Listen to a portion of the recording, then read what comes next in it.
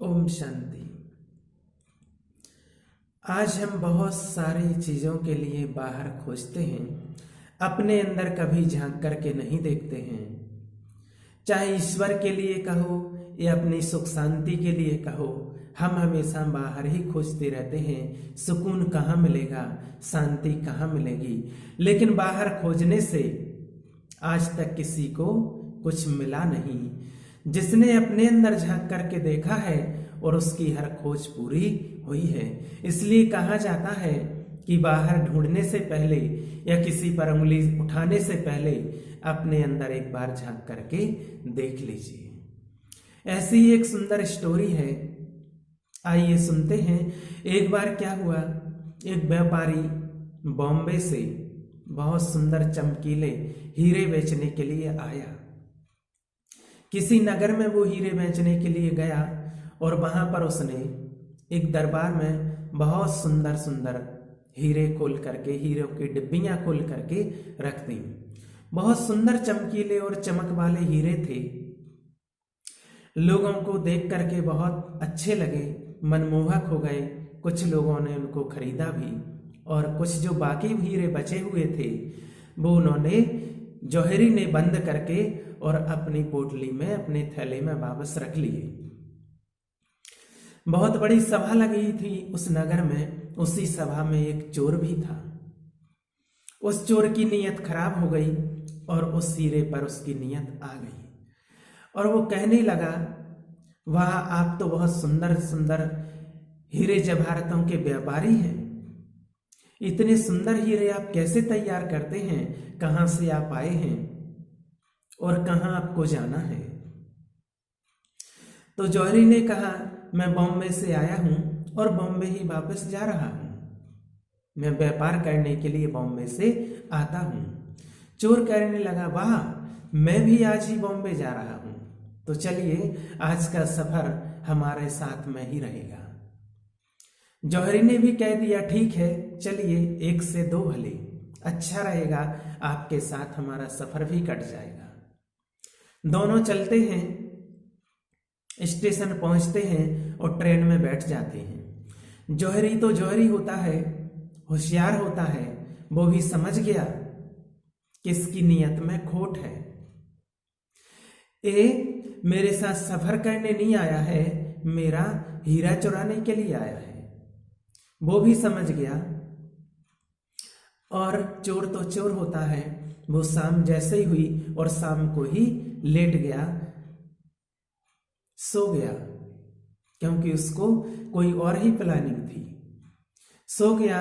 रात को जब करीब 10 बजने को हुए तो जौहरी भी सो गया।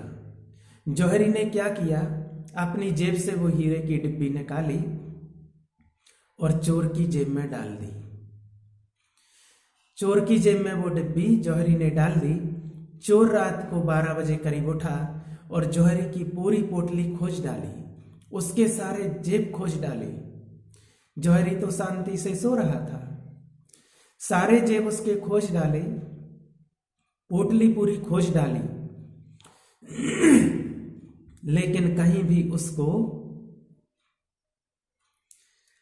हीरा नहीं मिला, हीरे की डिब्बी नहीं मिली। बहुत परेशान हो गया और थक हार करके सुबह तक उसने 5 बजे तक खोजा, लेकिन नहीं मिला और चुपचाप फिर सो गया।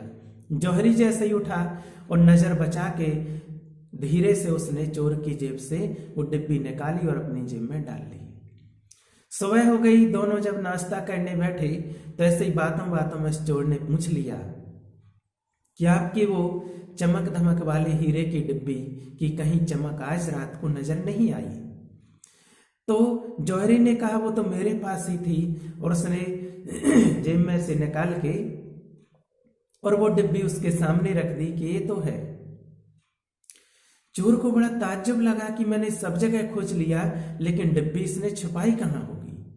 उसने कहा, ठीक है, कोई बात नहीं, आज और देखते हैं। 2 रात का सफर था। फिर वही युक्ति रची, पूरा दिन कट गया। शाम को चोर जल्दी सो गया और जौहरी ने जैसे ही सोने को हुआ फिर चुपके से अपनी हीरे की डिब्बी उस चोर की जेब में डाल दी।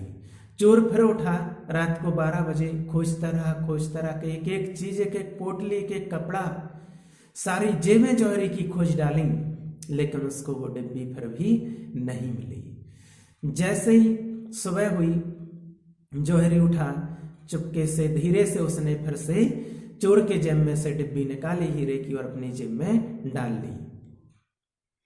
फिर सुबह हुई, नाश्ते पर बैठे और फिर चोर ने पूछा कि आज भी वो आपकी चमक वाली डिब्बी हीरे की नजर नहीं आई? फिर उसने अपनी जेब से निकाल के जौहरी ने कहा ये तो है। चोर बड़ा परेशान हो गया कि आखिर इसने कहाँ रखी होगी, और वो सोचने लगा कि ये तो मेरा भी बाप निकला। जैसे ही बॉम्बे स्टेशन आया और दोनों उतरे तो चोर हाथ जोड़ करके उसके सामने खड़ा हो गया कि मैं वास्तव में कोई हमसफर नहीं था, मैं तो तुम्हारा हीरा चुराने आया था, लेकिन आप मुझसे भी बड़े उस्ताद निकले। मैं आपके आगे हाथ जोड़ता हूं, मैं आज से चोरी करना छोड़ दूंगा, लेकिन मुझे ये बताइए कि आपने छुपाई कहाँ थी डिब्बी? तो जौहरी कहता है अगर तुम अपनी जेब में हाथ डाल के देखता तो तुम उस डिब्बी का चोर नहीं मालिक होता, क्योंकि वो डिब्बी तेरे ही जेब में थी, तो तुम उसका मालिक होता, चोर नहीं। तो वास्तव में आज हम बहुत सारी चीजों को खोजने के लिए बाहर ढूंढते रहते हैं, घूमते रहते हैं, भटकते रहते हैं, दूसरों की जेबें खंगालते रहते हैं, लेकिन अपने अंदर झांक करके कभी नहीं देखते हैं।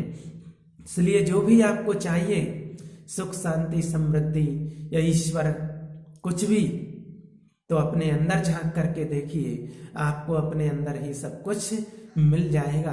कहीं आपको भटकने की जरूरत नहीं है, क्योंकि कहा जाता है नियत तेरी साफ है तो किस्मत तेरी दासी, नियत तेरी साफ है तो किस्मत तेरी दासी, और कर्म तेरे अच्छे हैं तो घर में ही मथुरा काशी। कहीं भी आपको भटकने की जरूरत